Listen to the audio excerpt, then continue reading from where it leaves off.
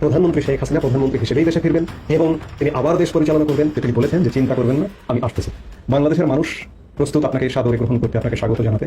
আওয়ামী লীগ নেত্রী শেখ হাসিনা তিনি বলেছেন যে চিন্তা করবেন না, আমি আসতেছি, আমি বিচার করব। কিন্তু এই করুণ অবস্থার মধ্যে, জটিল অবস্থার মধ্যে শেখ হাসিনা বলে যাচ্ছেন যে আসতেছি, বিচার করবো।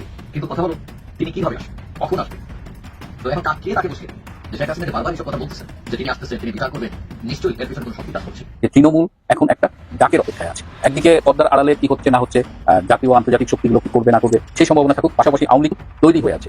জেল জুলুম নির্যাতন এগুলো দেখিয়ে এখন আর তৃণমূলকে দাবিয়ে রাখা যাবে। প্রিয় দর্শক, এইমাত্র পাশ সর্বশেষ গরম বাংলা সংবাদ। এবার প্রকাশ্যে ডক্টর মোহাম্মদ ইউনূসকে কঠিন হুঁশিয়ারি দিলেন সাধারণ রিকশা চালক। তো একই মন্তব্য করছেন সাধারণ রিকশা চালক। তো আজকের ভিডিওটি খুব গুরুত্বপূর্ণ হতে চলেছে, না টেনে স্ক্রিনের মাধ্যমে পরিপূর্ণভাবে দেখে আসে। প্রিয় দর্শক, ভিডিওটি ভালো লাগলে একটা লাইক করবেন আর কমেন্ট করে মতামত জানাতে ভুলবেন না। আমি ব্যক্তিগত যে আমার মন্তব্য হলো, বাংলাদেশ আওয়ামী লীগ ঐতিহ্যবাহী সংগঠন।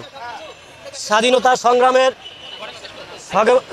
সংগ্রামের আগের থেকে, ভাষা আন্দোলন থেকে এই আওয়ামী লীগ সংগঠন ঐতিহ্যবাহী সংগঠন। আমি চাই না যে এই সংগঠন নিষিদ্ধ হোক। ব্যক্তির অপরাধ থাকতে পারে, কিন্তু পুরো সংগঠনের অপরাধ না। শুনেন, বাংলাদেশ স্বাধীন হয়েছে সম্ভবত আমার হয়তো, আমি যেটা যতটুক জানি হয়তো 52 বছর, 52 কি 53 বছরে শুধু কি আওয়ামী লীগ শাসন করছে বাংলাদেশের রাষ্ট্র?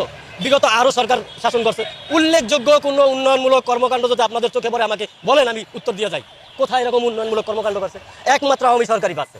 দুর্নীতিও যেমন করতে পারছে, উন্নয়নও করছে। এতটা সরাসরি সম্ভব না, এগুলো পরিকল্পনা মাফিক আগাইতে হবে, ধাপে ধাপে আগাইতে হবে। কিন্তু জাতির ঐক্যবদ্ধতা দরকার আছে। শোনেন, ইউনূস রাজনৈতিক ব্যক্তিত্ব না, ওনারে সবাই আপনার সাপোর্ট করবে না। শোনেন, আমি যদি বলি এখন হয়তো বা আমি বাড়ি যেয়ে থাকতে পারবো কিনা আমি জানি না। যদি বলি ইউনূস পারবে একটা জিনিস, কি পারবে ইউনূস? কয় টাকা উনি লোন দিলে কয় টাকা ওনার বেনিফিট আইবে, এটা ইউনূস সুন্দর করে পারবে। আমি ছোটবেলায় দেখছি, যদি গ্রামীণ ব্যাংকের কিস্তি না দিতে পারছে, হাঁস ধরে নিয়ে গেছে, মুরগি ধরে নিয়ে গেছে, টিন খুলে নিয়ে গেছে, এগুলো আমি দেখছি। ইউনূস এটা পারবে 100-তে 100। ইউনূস দ্বারা রাষ্ট্র শাসন করা অসম্ভব ব্যাপার। আমার পক্ষে মনে হয় না যে সম্ভব।